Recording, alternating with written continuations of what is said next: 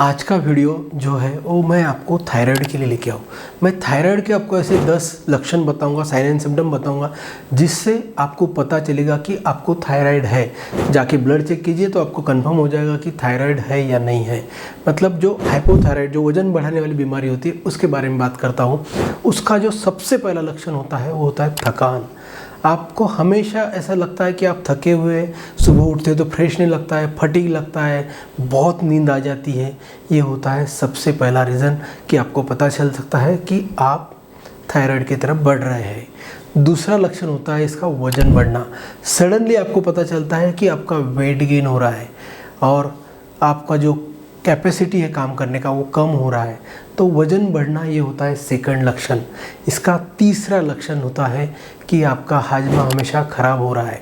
मतलब आपकी लैट्रिन साफ नहीं हो रही, आपको कॉन्स्टिपेशन हो रहा है, कब्ज़ हो रहा है, एसिडिटी हो रही है, पेट फुला हुआ रह रहा है, खाना कम हो रहा है या खाना बढ़ रहा है। ये होता है तीसरा लक्षण। चौथा लक्षण होता है आपको ठंडी बर्दाश्त होना कम हो जाता है।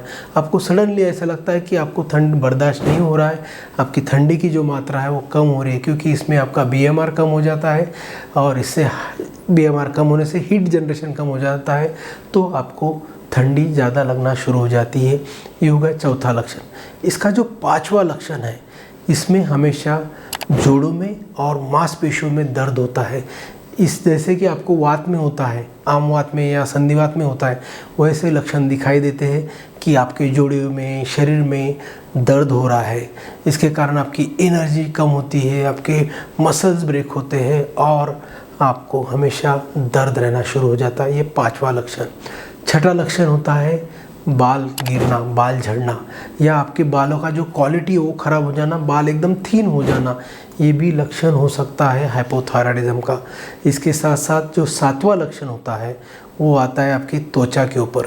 त्वचा के ऊपर रिंकल आ जाना, त्वचा ड्राई हो जाना, उस पर थोड़ी खुजली जैसे लगना, शुष्क त्वचा हो जाना, ये होता है थायराइड का सातवां लक्षण। और आठवां जो लक्षण होता है वो यूजुअली आपको पता नहीं चलता है, ये डिप्रेशन जैसे लक्षण आते हैं। आपको लो फीलिंग आता है, आपका मूड अच्छा नहीं रहता है, ये भी थायराइड में देखा जाता है। ये आठवां लक्षण। नौवां लक्षण हमेशा देखा जाता है कि जो बच्चों में या अक्सर जो काम करने वाले लोग हैं उनमें कंसंट्रेशन की कमी हो जाती है और मेमोरी वीक हो जाती है, आपको याददाश्त कम होना शुरू हो जाती है, काम के ऊपर का ख्याल कम हो जाता है। ये भी लक्षण होता है थायराइड का, जिसे हम नौवां लक्षण देखें। 10वां लक्षण जो फीमेल्स में माहवारी इरेगुलर हो जाती है, मतलब आपके मेंसेस इरेगुलर हो जाते हैं, या मेंसेस में बहुत ज़्यादा ब्लीडिंग हो शुरू हो जाता है, बार बार आना शुरू हो जाता है पीरियड्स, और इसके कारण खून की भी कमी हो जाती है हाइपोथायराइडिज्म में। ये हो गया 10वां लक्षण। 11वां और 12वें जो लक्षण है, वो 11वां जो लक्षण होता है वो आपको अक्सर देखता है पेशेंट की आवाज़ चेंज हो रही है। मतलब जो आवाज़ हस्की हो रही है, घोघरा हो रहा है और हार्श हो रहा है आवाज़, ये आवाज़ का चेंज भी आपके थायराइड का लक्षण हो सकता है। और जो आपके नाखून हैं वो थोड़े दबना शुरू हो जाते हैं, वो बढ़त उसकी कम हो जाती है और ब्रिटल होते हैं, टूटना शुरू हो जाता है। ये 12 लक्षण होते हैं आपके थायराइड के। मैंने 10 लक्षण बोला था तो एडिशनल बोल दिए। तो अगर आपको ये 12 लक्षण में से कुछ भी है तो आपको जाके ब्लड चेकअप करना चाहिए। ब्लड चेकअप में क्या करना चाहिए? TSH, T3, T4, ये 3 ब्लड चेकअप है, जिससे आपको पता चलेगा कि आपको थायराइड है या नहीं है। अगर आपको थायराइड है तो आप आपका बिना समय ख़राब किए हुए आपने होम्योपैथिक डॉक्टर को कंसल्ट करना चाहिए, क्योंकि ये थायराइड की जो बीमारी है ये ऑटोइम्यून डिसीज़ है। इसके लिए अन्य साइंस में परमानेंट रिलीफ नहीं है।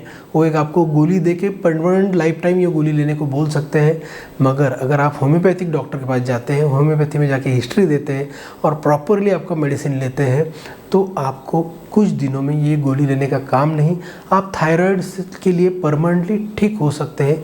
परमानेंट रिलीफ के लिए होम्योपैथी बहुत ज़रूरी। अगर आपको लगता है मुझसे कंसल्ट करना है तो मेरा नंबर दिया गया है। अगर आपको कोई भी क्वेरी है थायराइड के बारे में या अन्य कोई बीमारी के बारे में तो आप कमेंट बॉक्स में लिख के मुझसे पूछ सकते हैं।